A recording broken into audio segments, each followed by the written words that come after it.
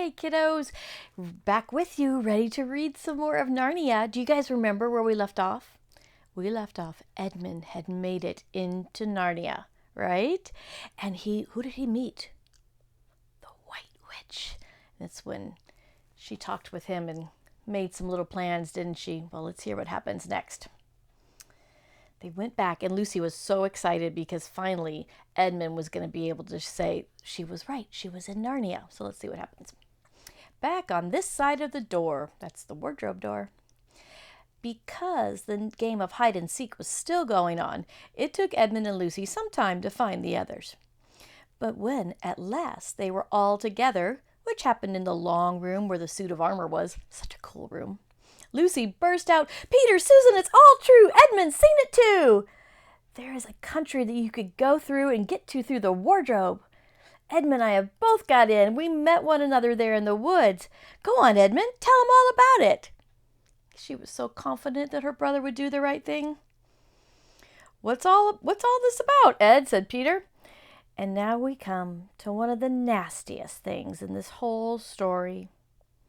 Up to that moment, Edmund had been feeling sick and sulky and annoyed with Lucy for being right, but he hadn't made his mind up what to do. When Peter suddenly asked him the question, he decided, all at once, to do the meanest, the most spiteful thing he could think of. He decided to let Lucy down.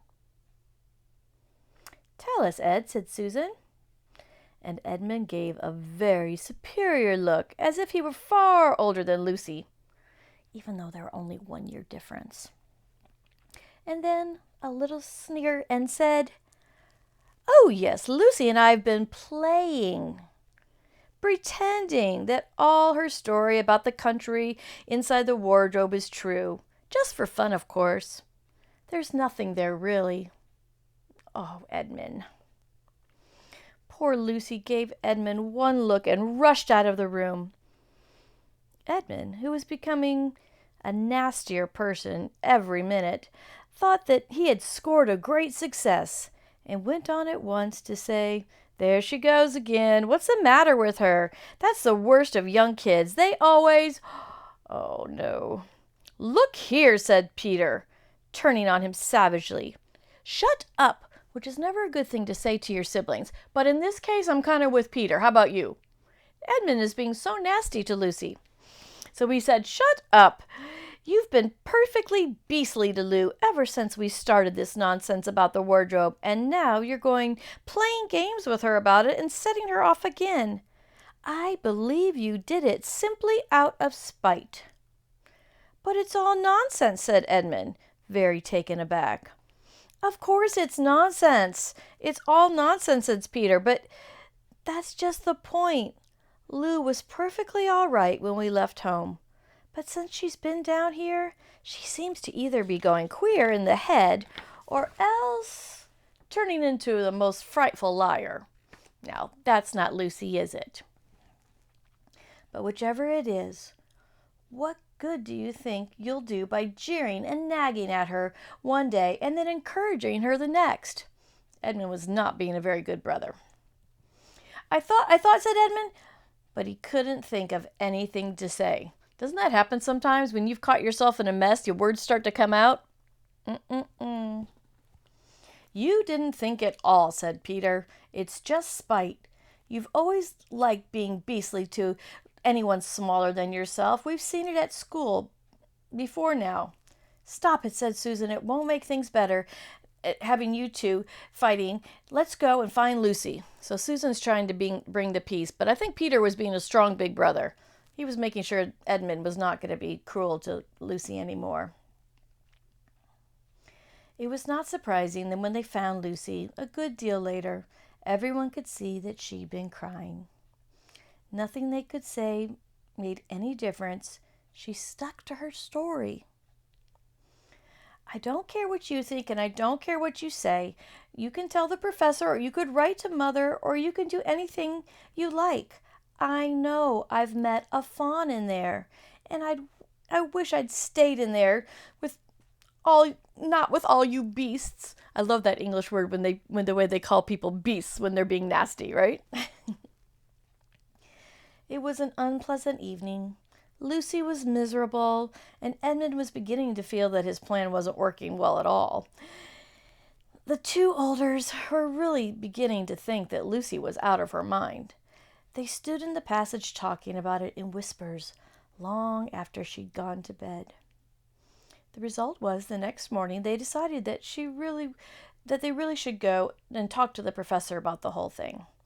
He'll write to Father if he thinks it's really important, if he thinks there's really something wrong with Lou, said Peter. It's getting beyond us.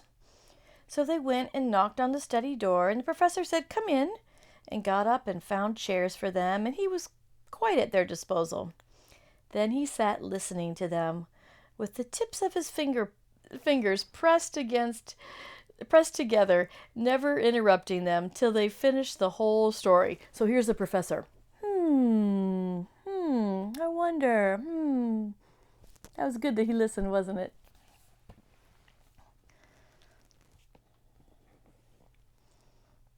After that, the professor said nothing for quite a long time.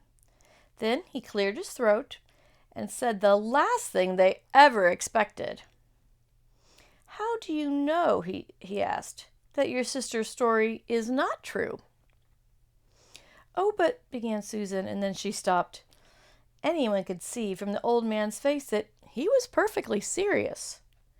Then Susan pulled herself together and said, "But Edmund said that they'd only been pretending." "That is the point," said the professor, "which certainly deserves consideration, very careful consideration. For instance, if you will excuse me for asking the question, does your experience lead you to regard your brother or your sister as the more reliable? I mean, which is the more truthful?" "That's just the funny thing about it, sir," said Peter. "Up till now, I'd said Lucy every time." "And what do you think, my dear?" said the professor, turning to Susan. "Well," said Susan, "in general, I'd say the same as Peter. But this couldn't be true. All this about a wood and the fawn." That's more than I know," said the professor. "And a charge of lying against someone who you've always found to be truthful is a very serious thing. A very serious thing indeed." "We were afraid it mightn't be lying," said Susan. "We thought maybe there was something wrong with Lucy." "Madness, you mean?" said the professor quite coolly. "Oh, you can make your minds easy about that one. One is only to look and talk to her to know that she is not mad. That means kind of crazy in our language, right?" But then Susan stopped. She had never dreamed that a grown-up would talk like the professor and didn't know what to think. "Logic," said the professor half to himself. "Why don't they teach logic in schools?